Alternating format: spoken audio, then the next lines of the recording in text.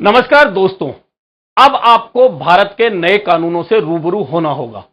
क्योंकि अंग्रेजों के जमाने से जो कानून चले आ रहे थे उनमें आमूलचूल परिवर्तन कर दिया गया है और कुल मिलाकर जो 511 धाराएं थी उन्हें अब घटाकर 358 कर दिया है। यानी कि बहुत सारी धाराएं मर्ज कर दी गई है, बहुत सारी धाराओं को बदल दिया गया है, बहुत सारी धाराओं को जो नंबर थे वो बदल गए हैं और बहुत सारे कानूनों के जो प्रारूप थे, सजाएं थी, जुर्माने थे, वे बदल दिए गए हैं।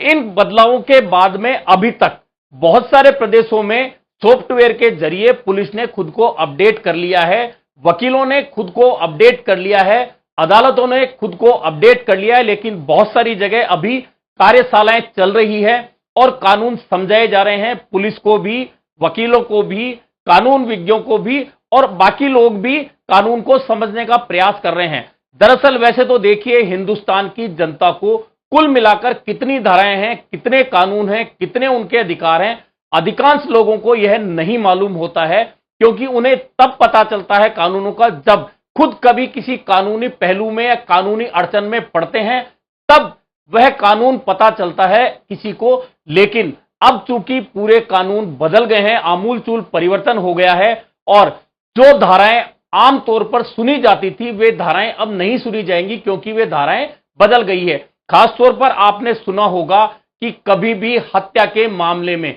पुरानी फिल्मों में देखा होगा, अन्य फिल्मों में देखा होगा, सुना होगा, पढ़ा होगा कि दफा 302 के तहत, यानी कि धारा 302 के तहत हत्या के मामले में इस मुलजिम को अब उम्र कैद या फांसी की सजा सुनाई जाती है। लेकिन अब 302 धारा नहीं रहेगी, 302 धारा समाप्त कर दी गई है। वहीं बलात्कार के मामले में, सामूहिक बलात्कार के मामले में अब धाराएं होती थी वे सुनाई नहीं देंगी, उनकी जगह धाराओं को बदल दिया गया है। इसके अलावा ठगी की जो धारा 420 बोली जाती थी, 420 की बात की जाती थी, अब 420 धारा भी हटा दी गई है। कुल मिलाकर बहुत सारे कानून हैं जिनमें परिवर्तन कर दिया गया है, जुर्माने में परिवर्तन कर दिया है, पुलिस जांच के मामले में परिवर्तन कर दिया गया है, चालान पेश करने की अवधि में बदलाव आ चुका है। बहुत सारी चीजें हैं जो बदल गई हैं। कुल मिलाकर जो प्रमुख बदलाव हैं वो एक एक कर आपको समझने की जरूरत है और मैं समझाने की कोशिश करता हूं, क्योंकि अभी चूंकि आज से कानून लागू हैं 1 जुलाई से, ऐसे में भी पूरे कानून को समझने में समय लगेगा। लेकिन जो मूल बदलाव आए हैं उन्हें हम देख सकते हैं, उन बदलावों पर हम चर्चा कर सकते हैं। जो बदलाव आए हैं तो आपको बताता हूं एक एक करके कि पहले आपराधिक मामलों में जो फैसले सुनाए जाते थे उनकी अवधि 60 दिन की लगभग होती थी, लेकिन अब वह अवधि घटाकर 15 दिन कम होगी और 45 दिन में अब ऐसे फैसले आएंगे आपराधिक मामलों के। इसके अलावा बलात्कार पीड़िता का जब भी मेडिकल होगा तो हर स्थिति में 7 दिनों के अंदर रिपोर्ट आनी ही चाहिए, यह बदलाव भी हो गया है। इसके अलावा बच्चों को खरीदने और बेचने का बड़ा मामला चलता है, बहुत सारे बार ऐसे मामले पकड़े जाते हैं। इस अपराध को अब कड़ा कर दिया गया है, कड़ी धारा लगा दी गई है और अगर यह जघन्य अपराध में कोई पकड़ा गया और उसमें भी अगर किसी नाबालिग के साथ में बलात्कार होता है तो फिर मृत्युदंड और आजीवन कारावास की सजा होगी, यह बदलाव हुआ है। इसके अलावा ज्यादातर मामले आते हैं झूठी शादी करने के, यानी कि झूठ बोलकर अपने बारे में गलत जानकारियां देकर शादियां कर ली जाती है। बाद में जब ये मामले पकड़े जाते हैं तो बहुत ज्यादा सजा नहीं होती, लेकिन अब झूठी शादी यानी झूठे वादे, झूठी जानकारी के साथ अगर शादी की और महिला को छोड़ा गया तो अब इसमें भी दंड संहिता में इसमें बहुत बड़ा बदलाव कर दिया गया है। इसके अलावा आरोपी हो या पीड़िता हो, इस मामले में 14 दिनों के अंदर पुलिस रिपोर्ट, चार्जशीट दोनों को देनी होगी, ताकि वे आगे की जो कानूनी प्रक्रियाएं हैं उसमें उन्हें कैसे आगे बढ़ना है यह स्पष्ट हो सके। इसके अलावा महिलाओं के खिलाफ जब अपराध होता है तो महिलाओं को मुफ्त में इलाज करना होगा, बच्चों के अपराध होंगे तब भी मुफ्त इलाज करना होगा, यह भी इस नए कानून में शामिल कर दिया गया है। इसके अलावा जो महत्वपूर्ण बदलाव हुआ है, 0 नंबर एफआईआर, आपने सुनी होगी 0 नंबर एफआईआर काटकर भेजी जाती थी, अब कहीं भी इलेक्ट्रॉनिक माध्यम से एफआईआर हो सकेगी, उसके लिए पुलिस स्टेशन जाने की कहीं जरूरत नहीं होगी और अपने अधिकार क्षेत्र के बाहर भी एफआईआर दर्ज हो सकेगी। इसके अलावा गंभीर अपराध होंगे तो फॉरेंसिक एक्सपर्ट, यानी कि पहले पुलिस तय करती थी कि फॉरेंसिक जांच की जरूरत है या नहीं है, लेकिन अब फॉरेंसिक जांच, फॉरेंसिक एक्सपर्ट के जरिए साक्ष्य जुटाना जरूरी हो जाएगा। इसके अलावा महिला कोई पीड़ित है किसी मामले में तो बयान महिला मजिस्ट्रेट हो, यथासंभव कोशिश होगी कि उसी के सामने दर्ज हो, और यदि पुरुष मजिस्ट्रेट है तो फिर एक पुलिस अधिकारी जो महिला होगी तभी उस महिला पीड़िता के बयान दर्ज हो पाएंगे। दरअसल अंग्रेजों के जमाने से 3 आपराधिक कानून जो चल रहे थे वे 1 जुलाई से बदल गए हैं और कानून भारतीय न्याय संहिता जो कहलाएंगे, अब पहले दंड संहिता थी, अब वे न्याय संहिता में आ गए हैं, उनका स्थान लिया जाएगा।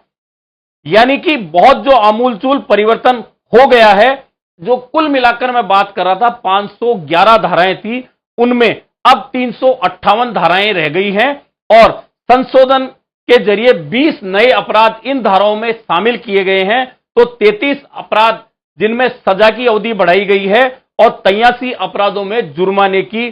रकम को बढ़ाया गया है। वहीं 23 अपराधों में अनिवार्य न्यूनतम सजा का प्रावधान किया गया है। वहीं अब तक सामुदायिक सेवा भारत में बहुत कम देखने को मिलती है कि अदालतें देती है, लेकिन अब 6 अपराधों में सामुदायिक सेवा यानी कि कम्युनिटी सर्विस की सजा का प्रावधान भी किया गया है। अब जो मुख्य धाराएं बदली हैं उनको समझाने की कोशिश करता हूं कि धारा 124 जो थी आईपीसी की, वह राजद्रोह से जुड़ी हुई थी, लेकिन नए कानूनों में राजद्रोह को बदलकर देशद्रोह का नाम दे दिया गया है और अब न्याय संहिता में अध्याय 7 में राज्य में विरुद्ध अपराधों की श्रेणी में देशद्रोह को रखा गया है। इसके अलावा धारा 144 थी कि आप घातक हथियार लेकर गैर कानूनी रूप से कोई सभा करते हैं, उसमें अब नया कानून आ गया है और न्याय संहिता की धारा 187 गैर कानूनी सभा, अगर आप कोई भड़काऊ सभा करते हैं, हथियार लेकर सभा करते हैं, तो अब 187 धारा उसमें लागू हो जाएगी। सबसे महत्वपूर्ण है धारा 302। धारा 302 हत्या के मामले में धारा 302 के तहत अपराध तय होते थे और सजा सुनाई जाती थी, लेकिन अब धारा 302 समाप्त कर दी गई है और अब हत्या के मामले में धारा 101 लागू होगी, इसके तहत ही सजा सुनाई जाएगी। इसके अलावा हत्या का प्रयास, जानलेवा हमला, जिसमें धारा 307 लागू होती थी, लेकिन अब धारा 307 लागू नहीं होगी और अब भारतीय न्याय संहिता की धारा 109 जानलेवा हमला हत्या के प्रयास में लागू होगी और इस धारा को भी अध्याय 6 में रखा गया है। इसके अलावा जो रोजमर्रा में आप सुनते हैं या ऐसे अपराध सामने आते हैं, खास तौर पर रेप, बलात्कार के, उसके अंदर धारा 176 में हमेशा मुकदमा दर्ज होकर सजा सुनाई जाती थी, लेकिन अब इसे भी बदल दिया गया है और दुष्कर्म के मामले में जुड़े अपराध जो होंगे उसमें धारा 376 की जगह धारा 63 लागू होगी और वहीं सामूहिक दुष्कर्म का अगर कोई मामला है तो उसके अंदर धारा 376 डी जो थी उसकी जगह अब धारा 70 शामिल हो गई है। इसके अलावा मानहानि का जो मामला होता था उसमें धारा 399 होती थी, लेकिन अब भारतीय न्याय संहिता की धारा 356 होगी, जिसमें मानहानि का मामला या अपराध होगा, उसमें यह धारा लगाई जाएगी। 420 वह धारा थी जिसमें ठगी, गलत जानकारी देकर किसी से कुछ पैसा ले लेना, उसकी संपत्ति हड़प लेना, ये 420 ही कहलाती थी, लेकिन अब यह धारा भी 316 के तहत अपराध हो गया है। धारा 420 समाप्त कर दी गई है। ये कुल मिलाकर कुछ धाराएं हैं जो बदल दी गई हैं। इसके अलावा कानून में बहुत सारे बदलाव हुए हैं, लेकिन अब राजस्थान चूंकि ऐसा प्रदेश है जिसमें अभी तक सॉफ्टवेयर अपडेट नहीं हुआ है, ऐसे में आज से राजस्थान की सरकार और कानून विदों के लिए अलग अलग जगह पर कार्यशालाएं आयोजित हो रही हैं ताकि कानून के बारे में जानकारी दी जा सके। सरकारी वकीलों को या पुलिस को, बड़े अधिकारियों को इन धाराओं के बारे में जानकारी मिल गई है। बहुत सारे लोगों ने खुद ने अपने आप पढ़कर धाराओं के बारे में जानकारी ली है, लेकिन कुल मिलाकर आम लोगों को भी इन धाराओं को लेकर जागरूक होना पड़ेगा, क्योंकि अब अपराध आपके खिलाफ हो या आप किसी अपराध में शामिल हो, यदि आपको उन धाराओं की जानकारी नहीं होगी तो आप कानूनी पचड़े में लंबा फंस सकते हैं। ऐसे में अब जो भारतीय न्याय संहिता आज से लागू हुई है, यानी 1 जुलाई से लागू हुई है, उसकी जानकारी आम लोगों तक कब और कैसे सरकार पहुंचा पाएगी, यह देखना महत्वपूर्ण होगा। लेकिन बदले हुए कानून में बहुत सारी धाराओं में अपराध की श्रेणियां भी बदल गई हैं, अपराध की तरीके भी जो होंगे उनको लेकर अलग से परिभाषा जोड़ी गई है। ऐसे में नए कानून कितने कारगर साबित होंगे, कितने दिन में लोग समझ पाएंगे, किस तरह से पुलिस प्रणाली नए कानूनों को लेकर काम करेगी, किस तरह से अदालतें फैसले नए कानूनों को लेकर सुनाएगी, यह देखना काफी महत्वपूर्ण होने वाला है। अभी के लिए इतना ही, फिर मिलेंगे नए मुद्दे पर चर्चा के।